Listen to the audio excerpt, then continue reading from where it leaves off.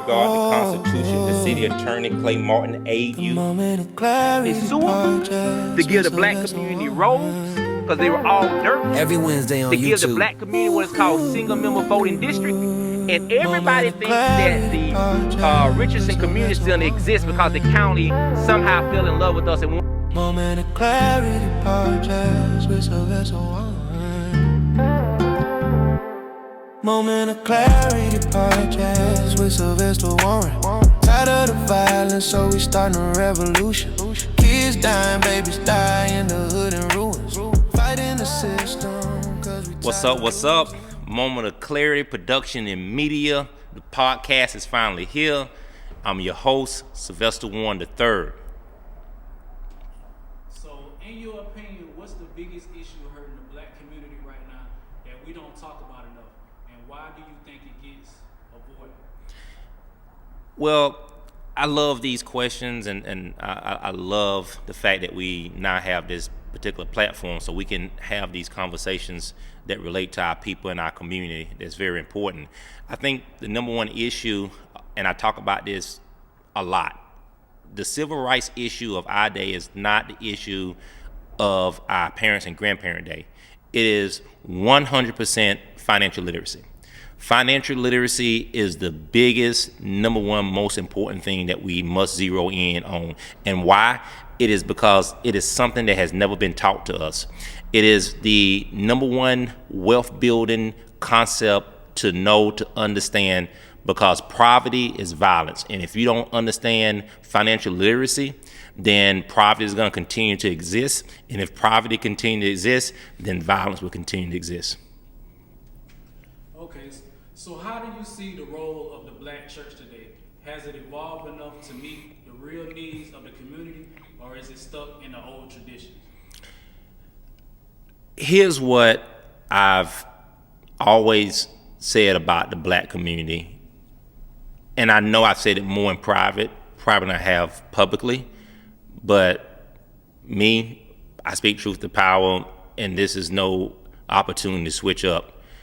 I believe and always have believed, and it has demonstrated itself, at least to me, in my opinion, to prove itself to be true, that when Dr. Martin Luther King was assassinated, so was the black church. And I have not seen, and when I say black church, I know some pastors get a little rattled and they think that I'm attacking all pastors. No, I think there are some pastors that are doing what they're supposed to do. But when I'm speaking as far as pastors and churches as a whole. And so when other pastors don't hold other pastors accountable and other churches don't hold other churches accountable, then, you know, that goes out as a whole message.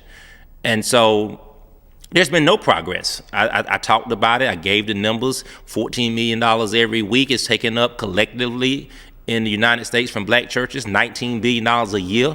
And what's your ROI? What's the return on the investment for paying what we call so-called tithes? And tithes is nowhere mentioned in the New Testament. And so my concept has been very, very clear. I think that we should do a community tithing where it is a legit term to use because it's very secular. It doesn't have anything to do with the Bible as far as the New Testament, and it's a way to build a economic base and begin to create finances, access to capital, and we can start pushing out what I consider and what we call in the world of capitalists, a revolving loaning fund. So, and to the church get there.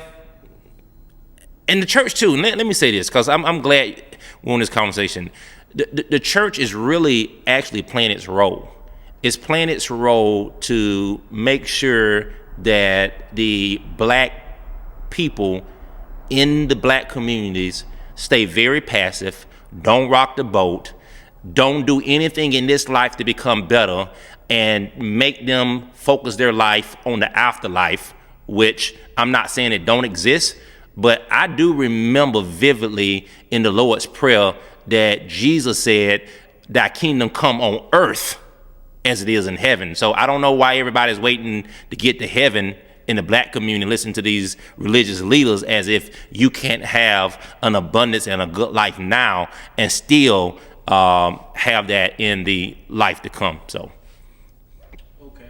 What do you believe is the most effective way for everyday black people, not just leaders or activists, to create real, lasting change? Here's what I believe that it's going to take. One, it's going to take financial literacy. It's going to take the understanding of politics, because politics create policy, it creates laws. It's going to take us to understand the importance of being a consumer, right? Learning what liabilities are versus what assets are.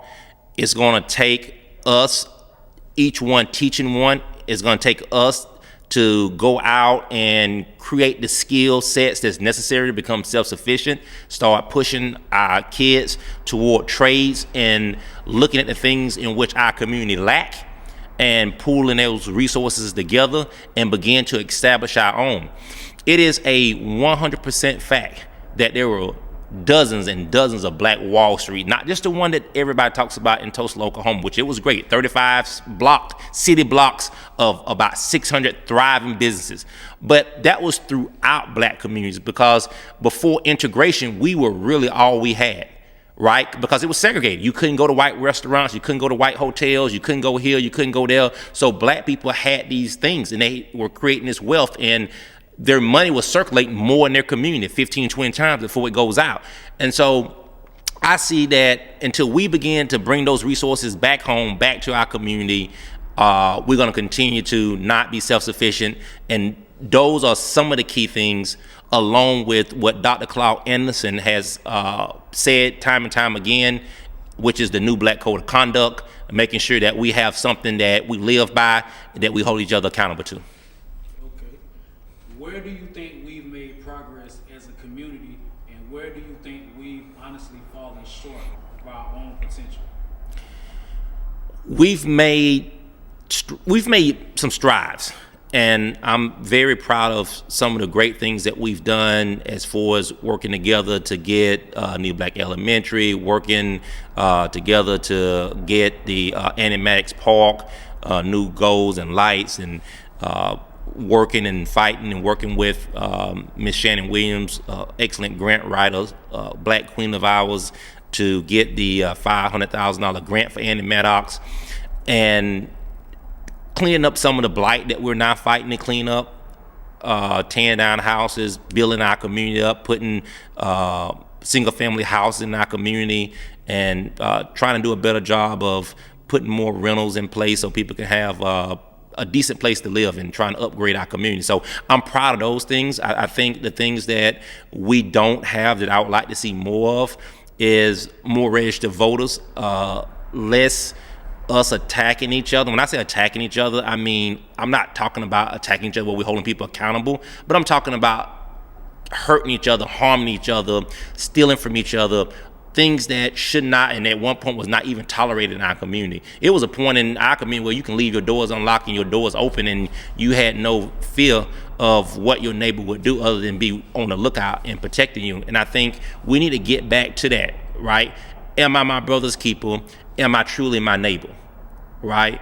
And do I truly love my neighbor? You can't really say you love your neighbor, right, that's down the street, but you're talking about him, or you're robbing him, you're shooting at him, or you're doing all this stuff. So that's big time important for us to be taken seriously, right? Not only, I don't care about whether other people take us seriously, we need to start taking ourselves seriously, and it doesn't need to be tragedies that make us get so mad and frustrated that we become accountable and self-sufficient. If you could challenge one belief that Black people are often taught about success, struggle, or survival, what would it be and why? I would tell my people to drop the slave mentality.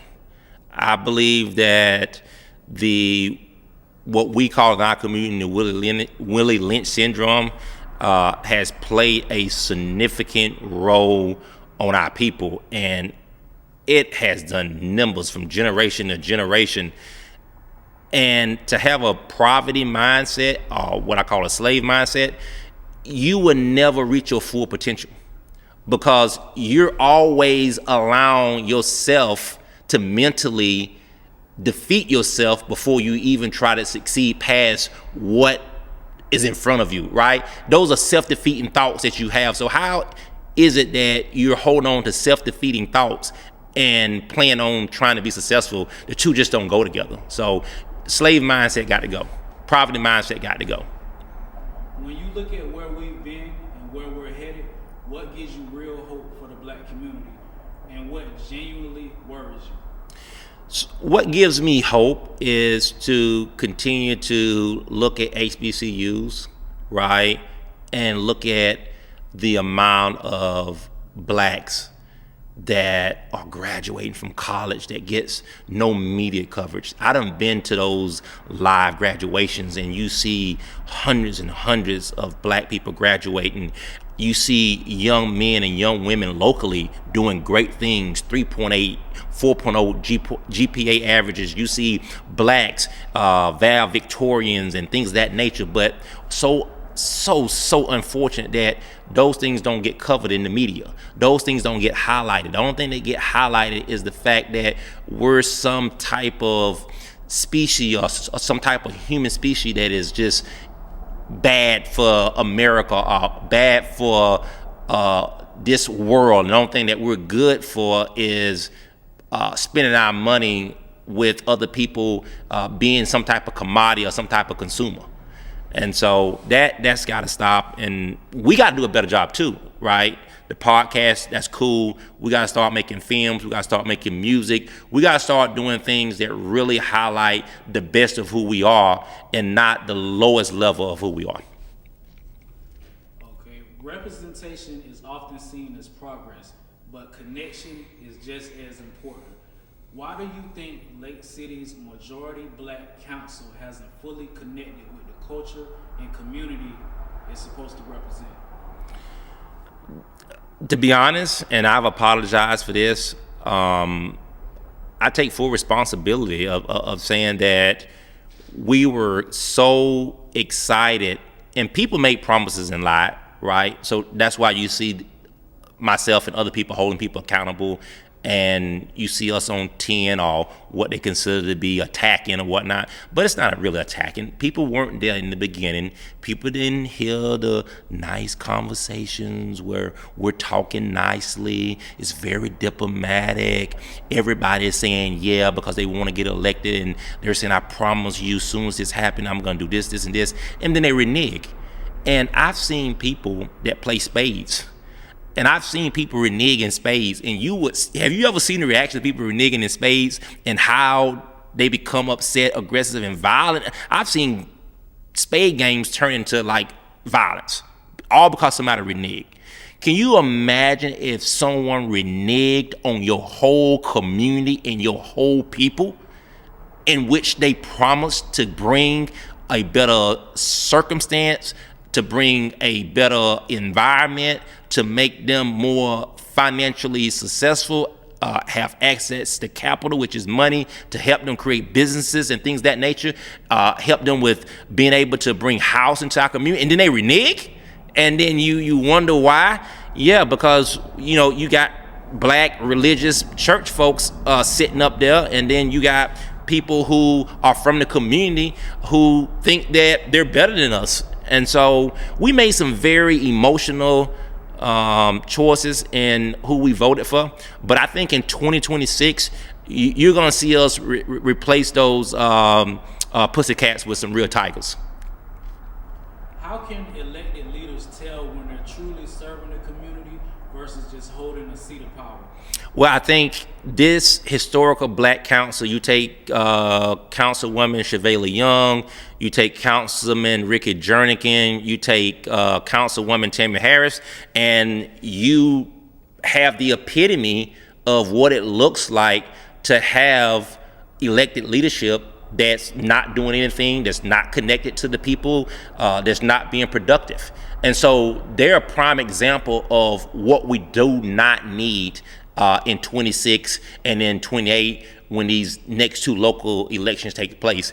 It's time for a change in leadership, and I know for a fact that the community knows that, and I think that when we get to the ballot box, it's going to demonstrate that. And it's unfortunately that we had to experience this when we had an opportunity for those people who came from this community who said they wanted to be in these positions and they would do right by their people, but to renege on their people is just, I don't even have a word for it. It's just disgusting. Success often brings criticism, especially in our community. What pushed you to become an activist and keep showing up even when the support isn't always there? So you have to have a purpose that's bigger than you. And the purpose that I have that's bigger than me is the creator in which I serve, the universe, Allah, Jehovah, Yahweh, whatever that person chooses to call that one supreme being that created everything and all things. So I choose to allow myself to be a vessel for him. And I understand not only him, but I understand history. I understand who we are, whose we are, where we came from, and what we possess. Therefore, I refuse on my watch, as long as I have breath in my body, to sit back and not champion and push for the very best of our potentials that are buried within us, to say that if a Black Wall Street exists times 100 years ago, when they had less to work with and was just coming out of the Reconstruction and the Jim Crow and the Civil Rights era, what is wrong with us today to say that we can't do that 1,000 times greater and 1,000 times bigger? So that's my goal. That's my purpose. It gives me hope. I see young kids doing things that I've never seen done before. I see Black entrepreneurs I've never seen before, and they seem to be extremely dedicated.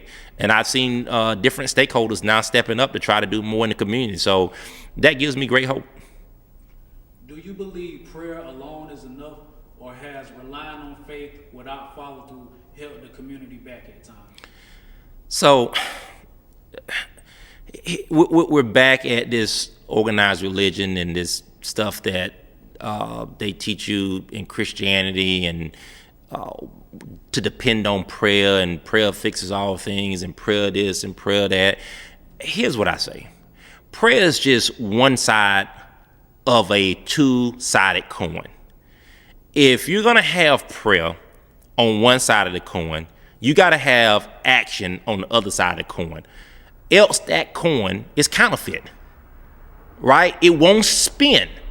That's like if I took a one-faced bill to a store, they're not going to accept it as legal tender. And I don't believe that God, the creator, is going to take that as legal tender to move on our behalf if we're not moving on top of what we got on our knees and ask them to do. He expects for us to get off our knees and get on our feet and put action behind what we've requested and asked him for. So no, and there are things that you can only pray about. I get that. Like, we can only pray about what's going on in the Middle East. We can only pray about certain things that are beyond our control. But too often we're praying about things that's in our control, which is nuts, and not putting any action behind it. Okay, so in closing, what advice do you want to give to any of the young people coming up, or even the older people who might need small advice or a little motivation?